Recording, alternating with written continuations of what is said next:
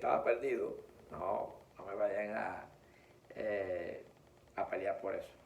No, estaba revisando algunas cosas, algunos temas y continuamos. Pero, entre paréntesis, siempre venimos siguiendo todas las noticias.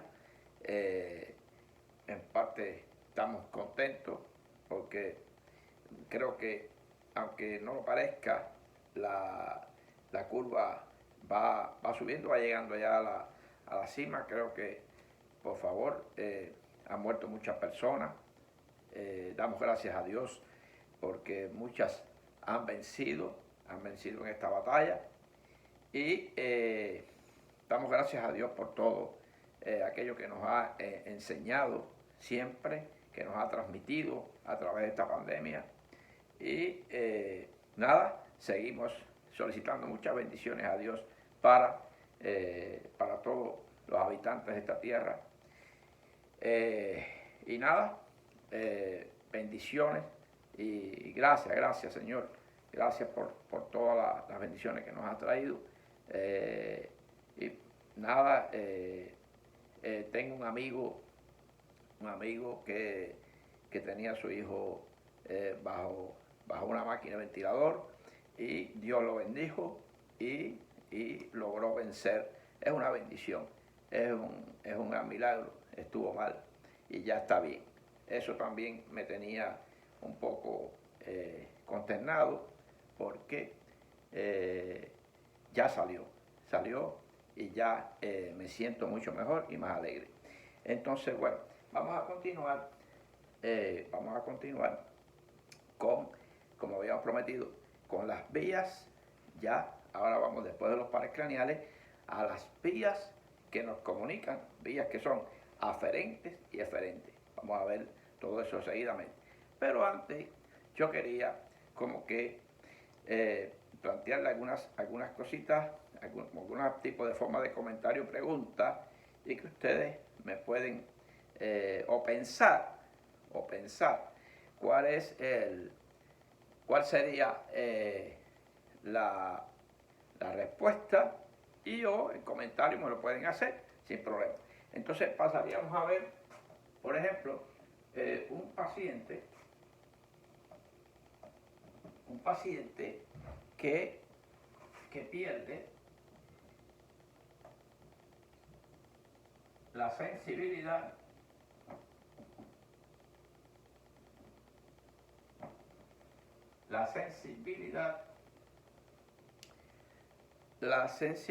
en la región del labio superior.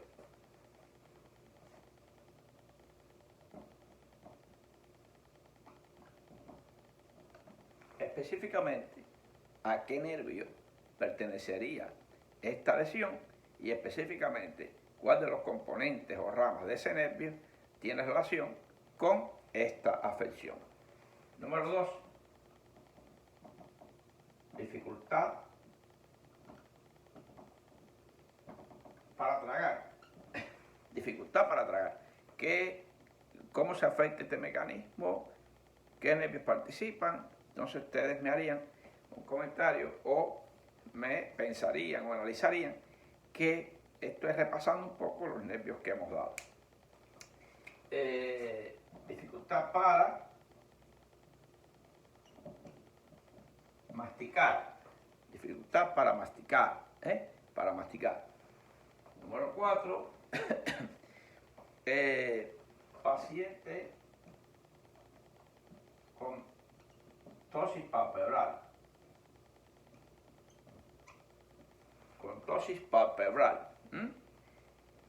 Ligera y miosis. Y miosis de ese lado. Me hacen un análisis de esto y me lo pueden decir después. Número 5. Pérdida del gusto.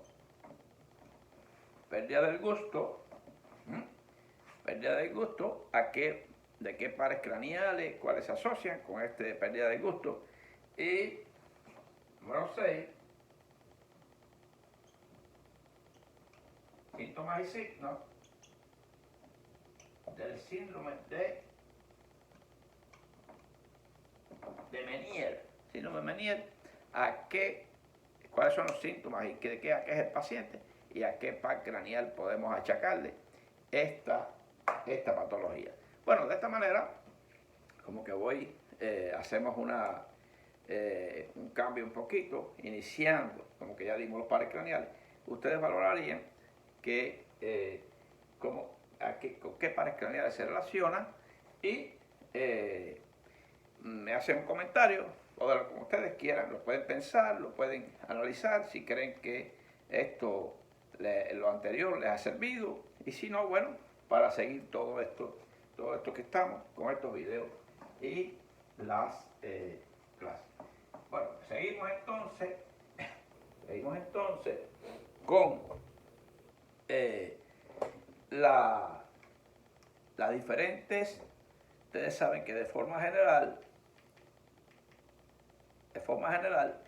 las vías en general pueden ser las vías que nos comunican, vías de comunicación. Hay aferentes y hay eferentes. Bueno, por ejemplo, por aquí pondríamos la vía visual, que es la que nos compete un poco más hoy, la vía visual, la vía gustativa. Estoy poniendo ejemplos, la vía gustativa, la vía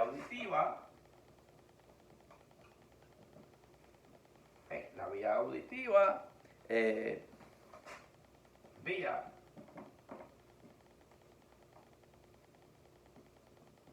dolor y temperatura, es un tipo de sensibilidad. La vía propioceptiva,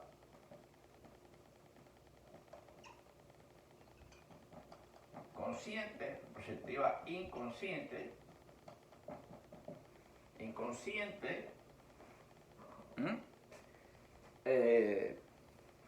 prácticamente, y la vía propioceptiva inconsciente, en esta consciente, es el tacto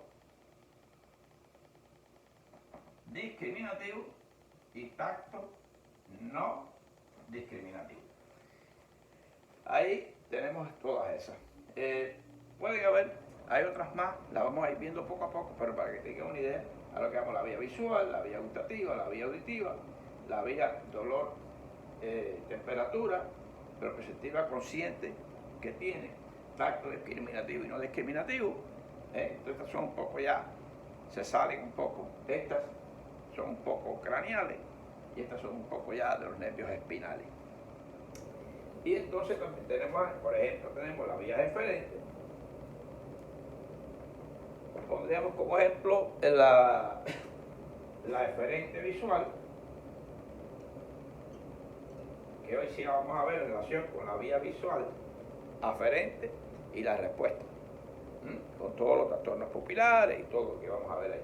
La eferente visual, la eferente facial,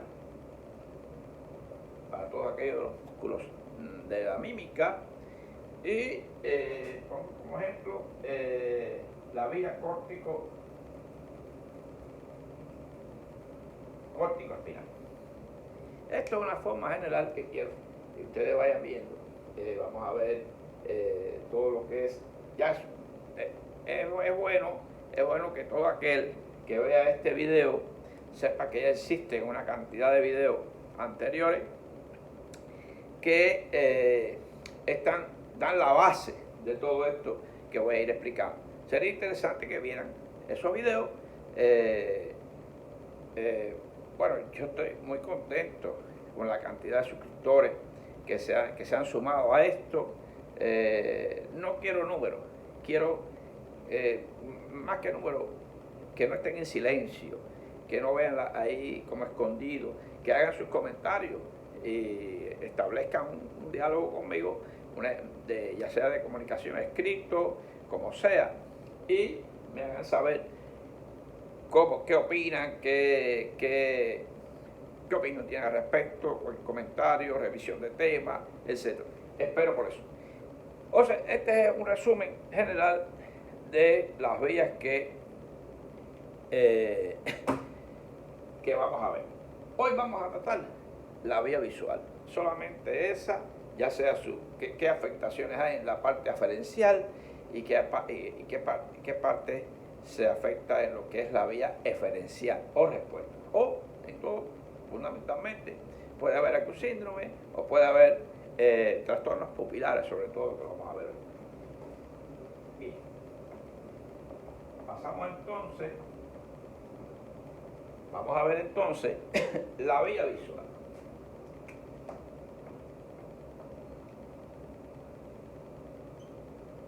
La vía visual. Bien. Para la vía visual vamos a ver qué. Vamos a ver visión de colores. Cuando vamos a ver un paciente, ¿ves? Vamos a ver la visión de colores. Muy importante. Fíjense que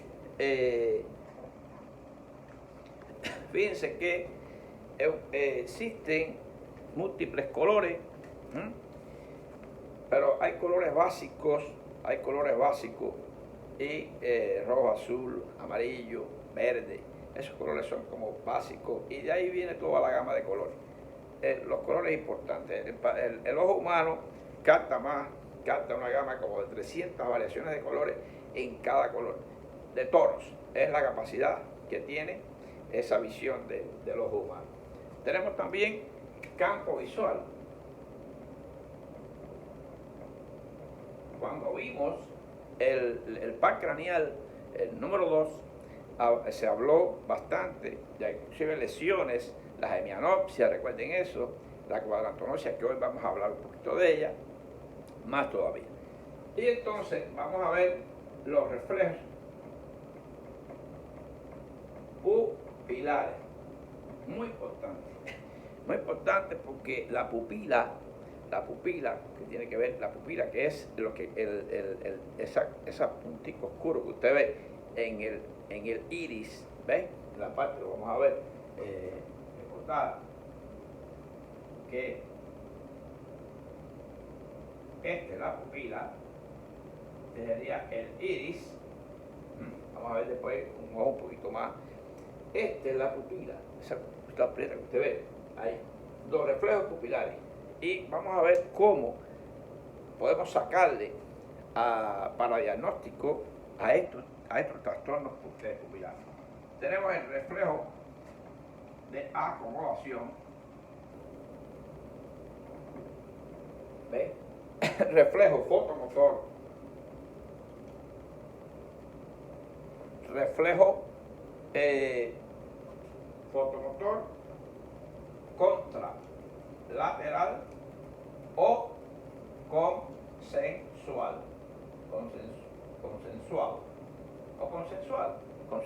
Consensual. Muy importante eso. Vamos a ver, bueno, conceptos de miosis, ya lo habíamos visto, conceptos de midriasis, y comentar qué puede producir esto, y también defectos pupilares. ¿Ves? Muy importante todo esto que estoy. Visión de colores, campo visual, reflejos pupilares, pupilares normales, reflejos de acomodación, fotomotor, etc. Vamos entonces a establecer la siguiente imagen. Como bien lo vimos, vamos a ver, aquí tenemos un ojo,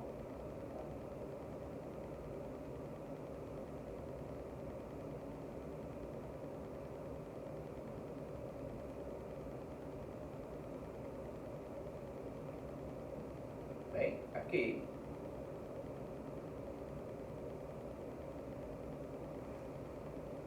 ya esto aquí sería el iris.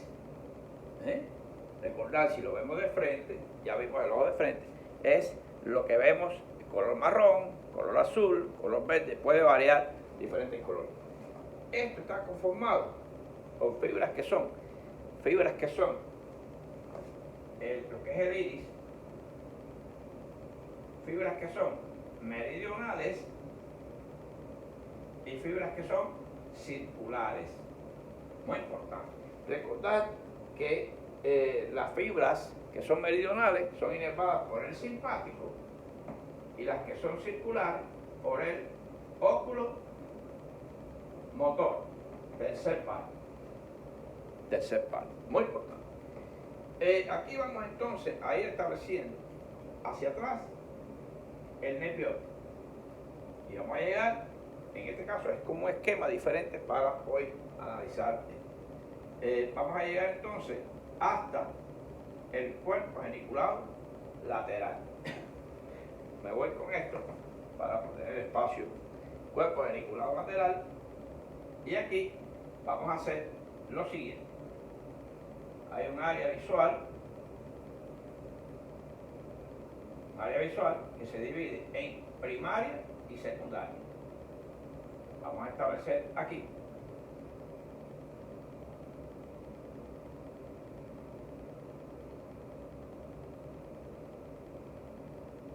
Que sería la radiación óptica. La radiación óptica, este es el cuerpo geniculado lateral. Recordar, a grosso modo, teníamos, cuando yo lo había explicado,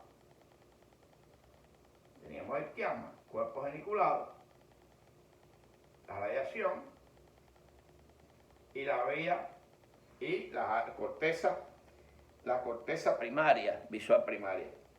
En este caso lo he puesto así para explicar algunas otras cositas, ¿verdad? En este caso no tengo el ojo en un plano horizontal, lo tengo en un plano horizontal, no vertical desde arriba. Por tanto, aquí voy a pintar, lógicamente, esta retina y voy a pintar lo que es el área macular, la visión central. La visión central. Lo he hecho porque es importante cómo se establece la sinapsis aquí en el cuerpo geniculado lateral, cuerpo geniculado lateral que está en el tálamo, muy importante. Bueno, cuando aquí tenemos, por ejemplo, vamos a hacer una flecha, recordemos que esta imagen pasa a través del lente y se refleja en la retina, en este caso retina superior y en este caso retina inferior.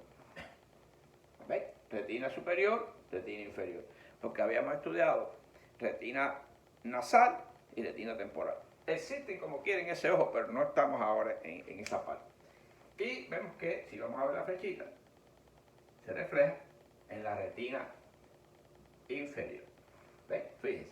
Y tenemos una visión directa que va hacia lo que es, vamos a pintarla en rojo para seguir bien aquí, una visión central.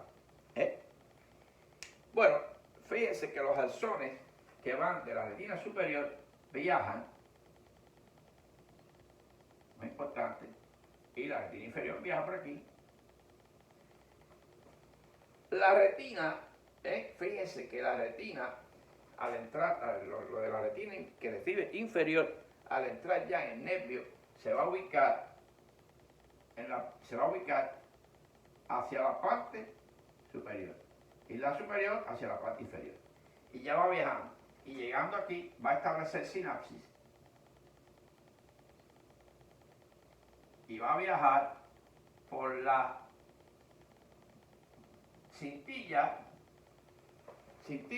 o radiación óptica superior y va a llegar al área aquí, secundaria, 19 por ejemplo. ¿Veis? Fíjense. Y la retina inferior viaja, hay un fascículo que se llama de Meyer, que sería este que está aquí, que va por el lóbulo temporal. este va por el lóbulo parietal. ¿Mm? Hay conexiones que van de la parte anterior a la parte posterior de esas áreas visuales y fíjense que va la retina superior, ocupa la parte inferior y va a hacer su sinapsis aquí y va por el fascículo de Meyer, lo que son las áreas retinianas al área visual secundaria. Y fíjense que la visual principal va a establecer sinapsis en la parte más posterior del cuerpo geniculado y va al área visual primaria. Área visual primaria. De la corteza, acuérdense que está dividido, de la corteza calcarina. Una parte superior nuclear y una parte inferior nuclear. O áreas principales superiores, supracalcarina e infracalcarina. Esto es importante porque esto nos va a ayudar cuando estudiamos entonces nosotros anteriormente que teníamos los campos y habíamos estudiado la visión de los campos laterales. Ahora vamos a tener campos que son superior e inferior. Y entonces ahora vamos a caer en los trastornos que habíamos estudiado, que serían las cuadrantonopsias. Está dividido entonces en hemicampos laterales, el campo visual, o hemicampos superiores e inferiores. El campo superior se ve en la retina inferior, el campo inferior en la retina superior, y así, pero ya estamos especificando un poquito más ahora. Tenemos una visión central que va a macular, la visión central que va directamente a la parte posterior del cuerpo geniculado lateral y que va al área visual primaria. Eso es importante hasta ahí. Esta vía es importante porque, fíjense que aquí no he pintado el quiasma, ¿no? El quiasma está aquí, está por esta zona, no lo he querido meter porque es una vista horizontal. Después de esto, vamos a ver entonces, recordar el fascículo de Meyer que va por el temporal, se asociaría a síndrome, pérdida de visión por lesiones de la región temporal o lesiones asociadas cuando hay isquemias, stroke, en la región parietal, para la retina inferior y para la retina superior. Mucho diagnóstico podemos hacer, mucho diagnóstico. Vamos entonces ahora a la parte de lo que es los reflejos pupilares.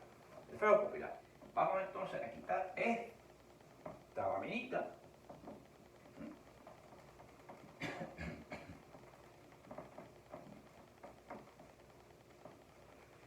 Y vamos a pintar nuevamente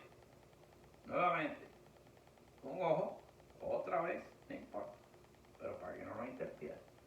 Un ojo así y un ojo de frente.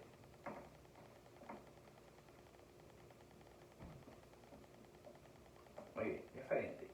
Vamos a pintar de nuevo aquí el iris,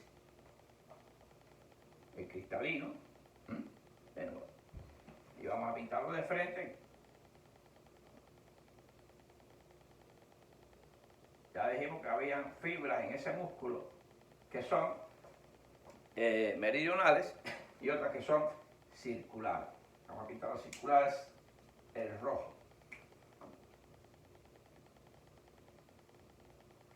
Muy bien. Y mantener en negro las que son meridionales. Las meridionales dijimos que están inervadas por el simpático. Y las circulares por el óculo motor. Muy importante. Y si lo vemos así aquí, vamos entonces a establecer la inervación. Rápidamente vamos a ver que vendría aquí el óculo motor y vendría a esta fibrita el simpático. recordando eso. Eso es muy importante porque cuando vengan los síndromes, si yo les digo síndrome de Claude-Bernard-Horner, hay que saber por qué hay una miosis. O cuando le diga que hay una midriasis, por qué hay una midriasis, quién ha fallado. Y entonces eso es muy importante. Vamos entonces ahora a establecer una cosa muy importante. En uno de los temas anteriores le había explicado que todo es arco reflejo. Claro, la vía visual tiene una vía aferente y tiene una vía eferente. Vamos a ver ese dato que les puse ahora, es muy importante. Vamos a pintar a grosso modo, vamos a pintar dos ojos, vamos a pintar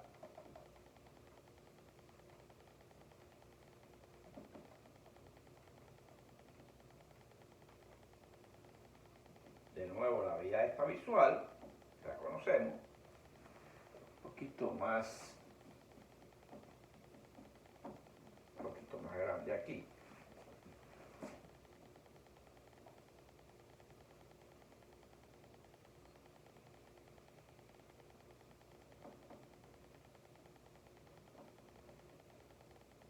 Aquí, ven, vamos a establecer la vía visual, la radiación óptica de nuevo, área visual primaria, cuerpo geniculado lateral, cuerpo geniculado lateral. Vamos a agregar aquí una nueva estructura en el día de hoy. Vamos a agregar el mesencéfalo. Fíjense, el mesencéfalo, recuerden que el mesencéfalo era la parte más superior del tronco cefálico. ¿Por qué mesencéfalo? Porque para analizar los problemas de la pupila, los síndromes que tienen relación con esto que estamos dando hoy, la vía visual, hay que usar los núcleos fundamentales que habíamos estudiado, están en el mesencéfalo.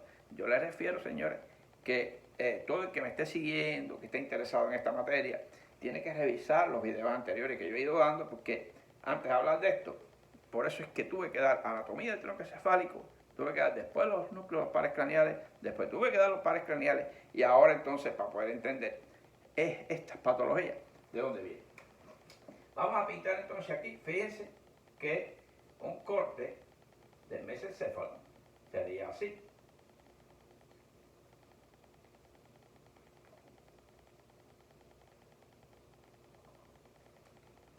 Bien, ¿qué tenemos ahí? Vamos a pintar en ese mesencéfalo la sustancia negra que dividía los pedúnculos cerebrales de la parte del tectum o los colículos aquí. ¿Cuáles colículos? ¿Ópticos o acústicos? No, colículos ópticos, que son los que tienen que ver con esta vía óptica. Aunque los acústicos también se relacionan según libros en la materia, libros que hablan de esta materia. Bien. Ahora vamos a pintar aquí. ¿Qué es esto? El conducto de Silvio, el canal silviano. Ahí. Fíjense que está en el área prácticamente pretectal. Y esto sería el tegmento. En el tegmento aquí vamos a pintar dos cosas importantes. Vamos a pintar los núcleos rojos y vamos a pintar los núcleos accesorios y núcleo oculomotor y de Edige-Westphal. ¿Por qué? Porque estos son los núcleos del tercer par, que son los que van a inervar, recuerden, el esfínter de la pupila, el esfínter de la pupila, el esfínter de la pupila. Y los colocamos ahí. ¿Por qué hacemos esto? Esta vía, muy importante, fíjense que aquí haríamos esto, para que se den cuenta ustedes, que es, vamos a hacer todas las cositas, lo más que se pueda, para saber que este ejemplo, estos son los ojos. Bien, ahí. Vamos a pintar solamente en el día de hoy, vamos a hacer la pupila, la retina temporal, ¿ves? Para establecer esta vía. Hay una vía aferente. La vía aferente va desde los receptores hasta el área visual primaria o de los receptores hacia su área. Estamos hablando de la vía visual. Pues por eso tenemos el área visual primaria, área visual primaria. Fíjense cómo, desde aquí entonces, vamos a ver cómo viene la vía. Ya conocimos cómo se establece en los ganglios geniculados. No es el momento ahora, es nada más la vía, lado lateral. Y ahí viene hacia el área visual primaria. Todo esto que está en azul es la vía aferente. Hay muchas patologías que tienen relación con la vía aferente visual y otras patologías que tienen relación con la vía eferente visual o la parte de respuesta. Bien, ahora, para poder, vamos a colocar entonces, recuerden que habíamos estudiado que en cada fosa orbitaria, en la parte posterior, de cada ojo, hay un ganglio ciliar que pertenece al parasimpático, y de ahí entonces viene la vía, de la vía visual. Fíjense cómo ahí se dirige una respuesta hacia el colículo de ese lado, hacia ese colículo, en la región mesocefálica, pero como que este es un par que se divide, se bifurca hacia los dos núcleos. Tenemos entonces que viene este núcleo y viene este núcleo, de este lado. Y así, hoy sí voy a pintar, tengo que hacerlo, de esta parte, colículo óptico, viene a este núcleo y a este núcleo. De Edinger-Westphal. Edinger-Westphal. Muy importante. Y Cajal también. Edinger-Westphal y Cajal. Bien. Fíjense, estoy nada más en este nuclecito. De ahí entonces, salgo hacia adelante, formando recuerden que este tercer par sale de la fosa interpeduncular y se dirige hacia adelante. Hoy no estoy estudiando el tercer par, por eso le digo que hay que revisar los pares craneales. Que ahí va hacia adelante y va directo hacia el ganglio ciliar. Y de ahí va al músculo esfínter de la pupila. Y este lado igual. Y ahí va al esfínter de la pupila. Muy bien, esto es importante. Sería la vía aferente y la vía eferente. La vía eferente. Ahí viene entonces ahora los distintos trastornos que yo puedo tener de la pupila. Vamos a ver que hay distintos síndromes que de acuerdo, cuando yo examino la vista, ya examiné los colores, como les decía, examiné el campo visual, puede haber manchas, puede haber pérdida del campo lateral, campo medial, campo nasal, campo temporal, campo superior, campo inferior. Eso se estudia todo. Eso se llama campimetría. En este caso, voy a hacer un examen de la pupila, que puedo examinar, ilumino una pupila, ilumino la otra y veo el reflejo fotomotor, que lo había mencionado, reflejo fotomotor de ese lado. Y entonces fíjense, voy a quitar esto que dice aquí vía visual para que me deje trabajar. Vamos entonces a iluminar, en verde, voy a iluminar con una linternita. Vamos a iluminar esta pupila. ¿Qué se produce? Un reflejo fotomotor. Cuando yo alumbro, ¿qué hace? Se contrae la pupila. La vía fue hacia atrás, llegó a cada área, pasó al colículo, pasó a los núcleos que tienen que ver y se estableció una respuesta y se contrae la pupila. Se contrae la pupila porque le di demasiada luz.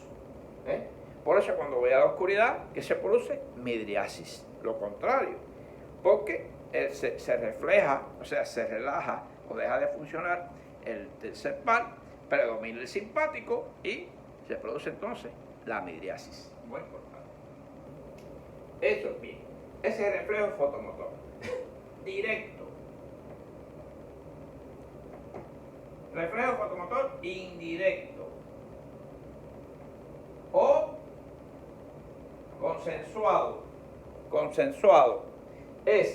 Fíjense que yo al alumbrar acá, llegó al área esta, pero como que el par craneal lleva información hacia los dos núcleos, después que pasa por el colículo se divide, viene de la corteza superior, de esa, baja por el córtico nuclear, se divide y me le va a dar eferencia a los dos núcleos. Entonces me va a ir a los dos ojos. Por eso cuando ilumine este, hay un reflejo directo y hay un reflejo consensuado hacia el otro ojo. Muy bien, perfecto. Vamos a ver entonces algunos ejemplos de esto. Vamos a ver, si yo alumbro aquí y se me contrae aquí, pero no se contrae en este lado,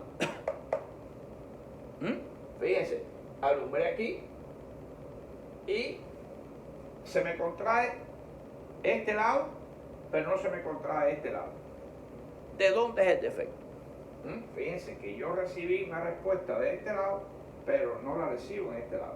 Hay algo por aquí, o en la vía esta, del ojo, vamos a ponerle ojo derecho, ojo izquierdo. ¿Está bien? Alumbré el ojo derecho y en el ojo izquierdo no se me contrae la pupila. Ha habido algo que me está afectando esta vía. Esta vía. Importantemente. Esto sería un defecto eferencial del ojo izquierdo. No tiene nada que ver con su vía eferencial de ese ojo. Tiene relación con su vía eferencial. Cuando yo alumbre este ojo, puede estar en entonces normal, pero no responde ese mismo ojo. Hay que tener cuidado, eso hay que repasar. Lo que quiero que se entienda es esta vía. Cada ojo va a recibir de un mismo nervio. De este de acá también va a recibir. Alumbré el derecho, se me debe contraer ambos como reflejo directo y consensuado. No hay consensual aquí, hay un trastorno de locomotor del ojo izquierdo. ¿Ven? Ahora bien, vamos a ver, alumbro el ojo y no se me contrae, fíjense, ninguno de los dos. ¿Qué pasó con esto? Alumbré aquí y no se contrae este y no se contrae este. Tampoco. ¿Qué significa? Que hay algo en la vía aferencial que no le da eferencia a ninguno de los dos oculomotores. Muy importante. En este caso tenemos un reflejo fotomotor directo bilateral afectado. Quiere decir que hay un problema ¿dónde? En el nervio óptico, en la retina, en el cuerpo geniculado lateral, de ese lado. La vía aferente está afectada, o área visual de ese lado. ¿Por qué? Porque no me va a responder ni el ojo directo ni el corte lateral. ¿Entendieron? Muy importante, muy importante. En esto entonces hay distintos tipos déjenme dejar eso ahí, de tipo de pupilas. Por ejemplo, tenemos una interesante que sería la pupila de Marcos-Gunn o midriasis paradójica. Esto se ve en el caso del glaucoma, de la neuritis de nervio óptico en diabéticos, etcétera, por diferentes causas que me afecten la vía aferente. ¿Qué pasa? Que no hay una afectación total.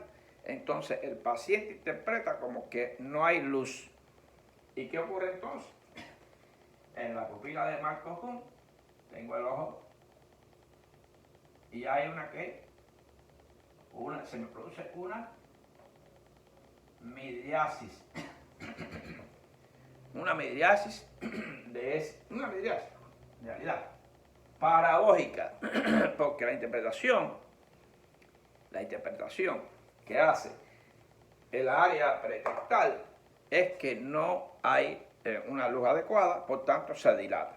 Esa es la pupila de Marcos-Gunn, que pertenece al síndrome de Marcos-Gunn también, y muy estudiada, por eso se llama midriasis paradójica. Otra sería, por ejemplo, la pupila de Addy.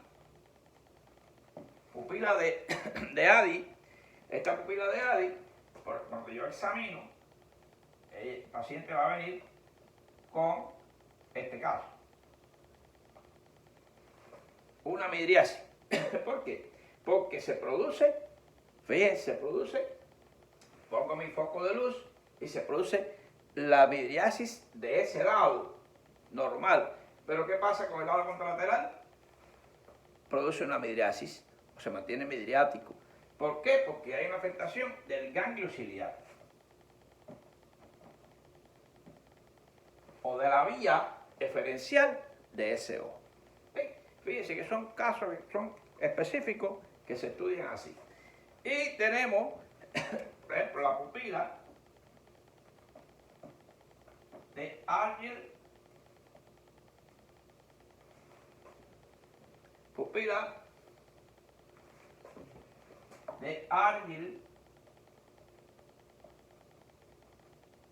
Robertson. Pupila de Argyll Robertson. Este niño, por lo general a veces puede ser niño, tiene una afectación en el área pretextal, allá atrás, aquí, pretextal, y por tanto va a haber una dilatación de la pupila, pero responde bien a los reflejos fotomotores, o sea, a la luz, a lo que es el efecto de acomodación, trabaja normalmente, pero tiene problemas con dilatación de la pupila, no responde exactamente al área de dilatación por la luz. O sea, hay una disociación ahí y se puede ver en sífilis, se puede ver en diferentes afectaciones que son del área pretextal. Son más ejemplos, hay muchos ejemplos. Hay problemas pupilares por la droga, el LSD, la cocaína plus que miosis, el LSD midral. O sea, hay varias variaciones de respuestas.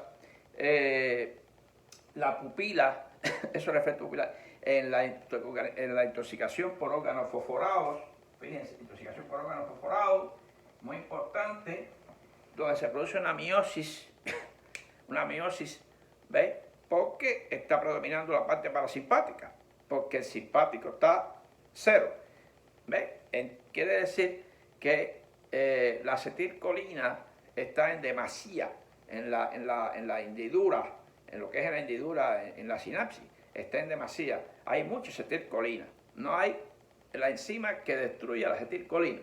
Por tanto, por el órgano fosforado. Hay que darle entonces atropina y hay que darle pralidoxima para mejorar esto, pero esto ya es un poco general, ya no es directamente de una pupila alterada. Tenemos entonces lo que es miosis, contracción de la pupila, lo que es midriasis, la dilatación de la pupila, y teníamos el concepto de anisocoria cuando, recuerden, esta sería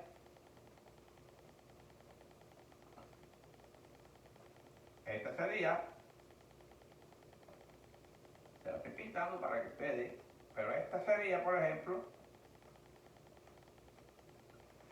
que hay aquí miosis, midriasis y anisocoria. Eso es importante. Te lo pinto rápido así, pero que si no se lo debo de hacer porque es importante. Ahora fíjense, vamos a ver que hay algunos, como que el cerebelo está en una zona, tiene los núcleos, como dijimos, núcleo rojo, la sustancia negra, el núcleo de cuarto par, el núcleo del oculomotor, están ahí. Hay algunos síndromes que se pueden asociar con, por ejemplo, el síndrome de Weber. El síndrome de Weber, lógicamente, hay una alteración, relación, y casi se relacionan todos. Parinao, Weber, por ejemplo, también está el Benedict. Se asocian porque es tan chiquito ahí, que cuando hay una isquemia, cuando hay un trastorno de un pequeño tumor, etcétera, pero sobre todo son vasculares, de origen vascular, es muy difícil que no se combinen. Pero bueno, ¿por qué? Porque fíjense que, recuerden que por aquí va bajando las fibras que tienen que ver con córtico espinal, va bajando por los pedúnculos. Pero, ¿qué pasa? Que el córtico espinal, cuando llega a lo que es, eso lo vamos a ver cuando veamos la vía córtico espinal. Fíjense, cuando va llegando a las distintas partes del tronco encefálico, va dando fibras. En este caso aquí le da al tercer par, le da al cuarto par, etc. Y también tenemos los núcleos del rubro, o sea, el núcleo rojo, que tiene la rubro espinal, que tiene que ver con lo que es la flexión sobre todo. Y entonces, vamos a ver cómo, por ejemplo, el síndrome de Weber se caracteriza, si lo vamos a ver rápidamente, para no extender mucho, tengo aquí el cuerpo,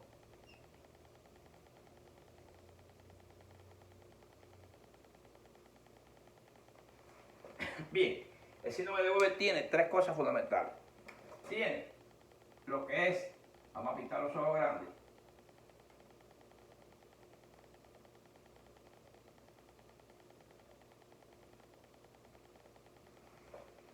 tiene una midriasis. ¿Por qué? Porque está afectado el oculomotor de ese lado. Entonces, ¿qué pasa? Que si tengo una midriasis de este lado, voy a tener una hemiplegia contralateral y además voy a tener una parálisis facial. Midriasis, parálisis facial central contralateral y prácticamente, fíjense, y tengo entonces la hemiplegia o síndrome neurona motora superior. La parálisis facial y además la midriasis. Ese es el síndrome de Weber. Me voy al otro, que sería el síndrome de Benedict. El síndrome de Benedict, tiene temblor, se suma temblor, puede tener o no la hemiplegia y tiene trastornos pupilares. Puede tener diferentes, puede ser midriasis bilateral, puede ser una midriasis de un solo lado, ahí no es exacto la cosa. Y tengo el de síndrome de Parinao. Este síndrome de Parinao puede tener tres cosas importantes. Fíjense, lo que es la parálisis de la vista, o la parálisis de lo que se llama de la mirada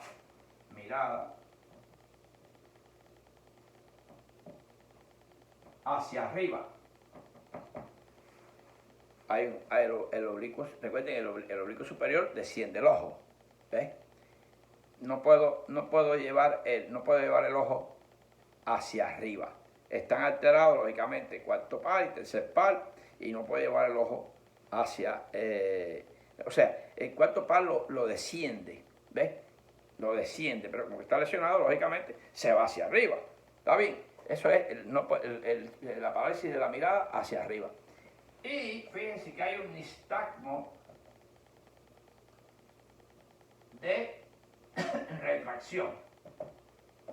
Hay una pseudo pupila de Arjen Robertson, en el caso de este síndrome parinado, y puede haber, y lógicamente va a haber temblor. El temblor puede ser en todos los síndromes. Es que se imbrican. El de Cloud se imbrica.